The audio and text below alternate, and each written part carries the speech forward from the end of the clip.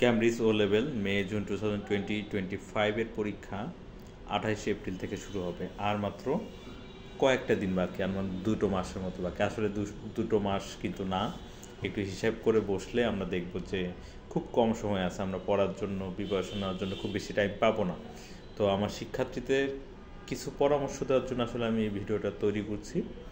আমি আশা করি আমার প্রিয় শিক্ষার্থীরা, যারা সরাসরি আমার শিক্ষার্থী এবং যারা আমার সরাসরি শিক্ষার্থী না, উভয়ই এখান থেকেই উপকৃত হবে। প্রথমত বলবো, সামনে যেহেতু পবিত্র মাহে রমজান শুরু হচ্ছে এবং তারপরে আমাদের সকলের পছন্দের একটা ঈদ আছে, ঈদ উল ফিতর উদযাপিত হবে। তো সেই ঈদ উল ফিতর উপলক্ষে এবং এই পবিত্র রমজান মাসের কারণে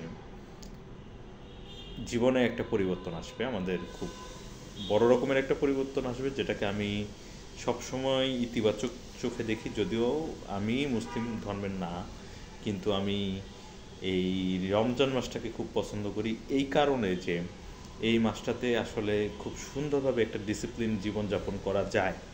আমার অনেককে আমি দেখেছি, আমার অনেক কাছের মানুষ, আমার অনেক বন্ধু, তারা কীভাবেই এই মাসটা পালন করেন সেটা আমাকে খুব সবসময় খুব মুগ্ধ করে। তো সেই মুগ্ধতার জায়গা থেকে আমি সেই চিন্তার জায়গা থেকে আমার শিক্ষার্থীদের কিছু পরামর্শ দিতে চাই।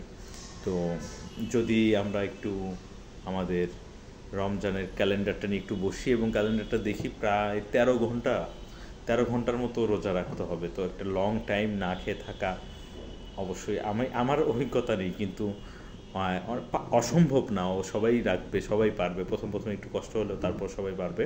তো সেই জায়গা থেকে আমি বলবো যে এই রমজান মাসে কি একটা বড় সুবিধা আমরা পেতে যাচ্ছি।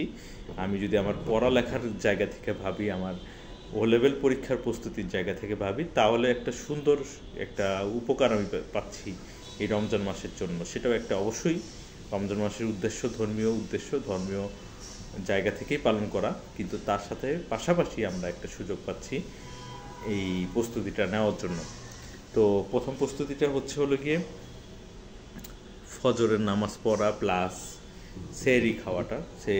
সেহরির সময় ঘুম থেকে ওঠা, সেহরিটা ঠিকঠাক মতো করার পর এই যে সময়টা আসে, সম্ভবত 5টার দিকে হচ্ছে সেহরি শেষ হবে, 5টার কিছুক্ষণ আগে। তো 5টার মধ্যে শেষ করতেছি আমরা। তো তাহলে 5টা বাজে যদি আপনি সেহরি খেয়ে ফেলেন, যে কোনো শিক্ষার্থী, এরপর আসলে আর ঘুমানো যাবে না, ঘুমানোটা একেবারেই বাদ দিতে হবে ও লেভেল শিক্ষার্থীদের জন্য অবশ্যই।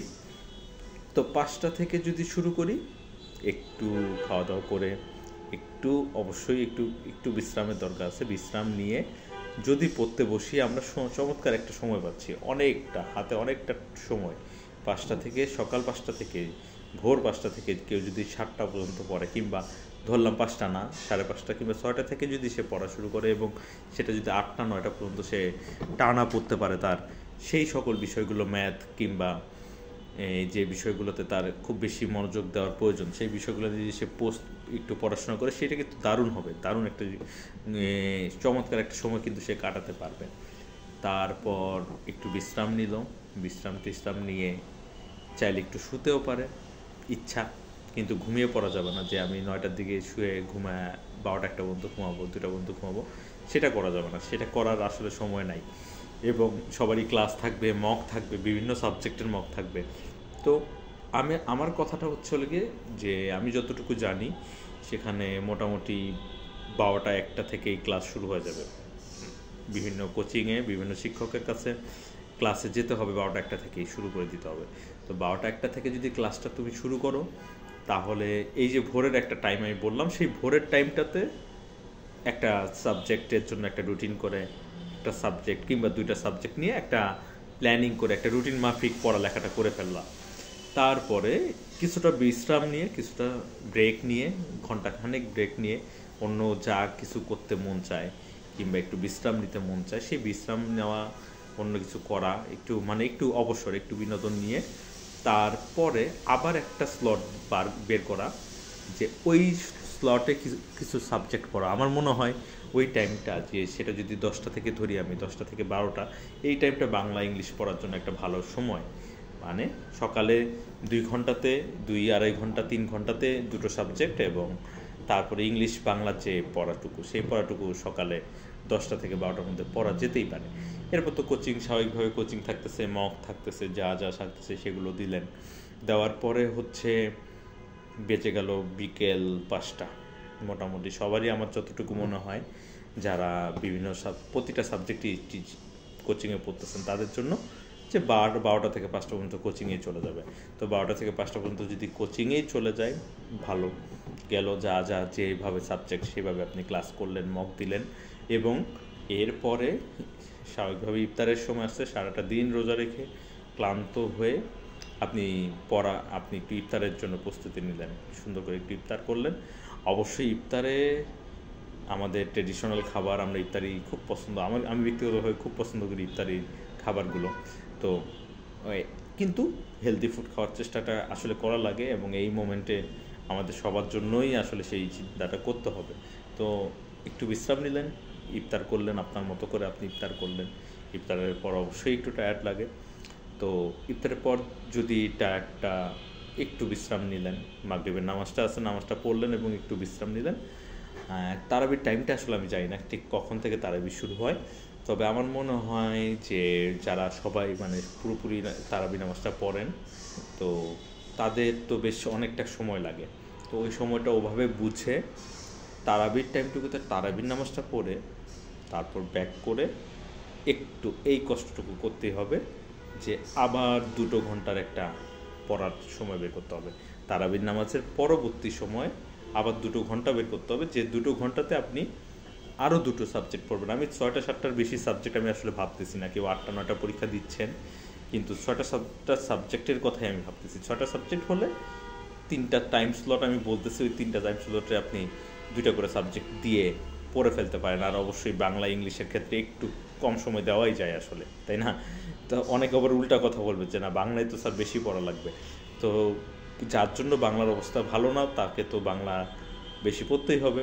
বেশি পড়া বলতে আমি বোঝাবো যে এখন এই মোমেন্টে মে, জুন 2020, 21, 22, 23 এই ইয়ারগুলোর কোশ্চেন পেপারটা ভালোভাবে অ্যানালাইসিস করা, যে কী রকমের কোশ্চেন আছে, কোন কোশ্চেনগুলো আসলে ট্রিকি হয়, কোন কোশ্চেনগুলো থেকে আসলে আমরা ভুল বুঝে ফেলি, আমরা অনেক সময় ভুল লিখে ফেলতে পারি, ওই জিনিসগুলো বের করা, ওই জিনিসগুলো নিয়ে ডিসকাশন করা, ওই জিনিসগুলো নিয়ে পড়া, এই কাজটা আসলে করা দরকার বাংলার ক্ষেত্রে আমি বলছি।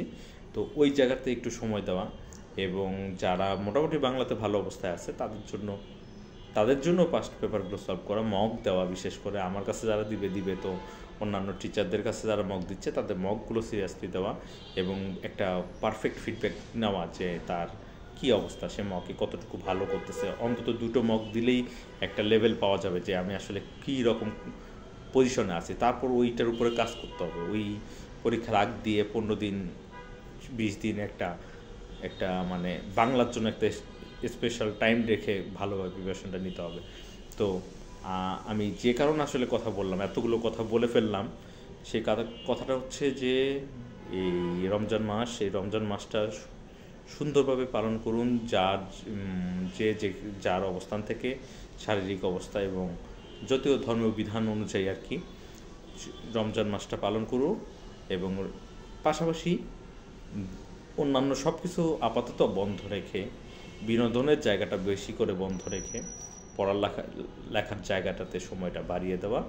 এবং আমি দেখতে পারি, আমি যদি সময়ের দিকে তাকাই, আমার জীবন কেমন চলে সেটা আমার অন্যরকম, কিন্তু একজন শিক্ষার্থীর জায়গা থেকে যদি আমি ভাবি, আমি শিক্ষার্থীর জায়গা থেকে যদি দেখি, তো সে চাইলে পুরো দিনের ভিতরে 3টা টাইম বের করতে পারবে, 3টা ডিফারেন্ট টাইম স্লট বের করতে পারবে কোচিং মক বাদে।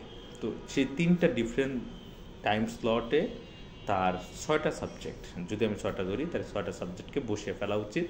7টা-8টা হলে আরেকটু বুঝে, প্রতিদিন তো আর এক সাবজেক্ট পড়া যায় না, ওইভাবে রুটিন করে, মানে এই মোমেন্টে রুটিন করাটাকে আমি সবচেয়ে গুরুত্বপূর্ণ মনে করছি।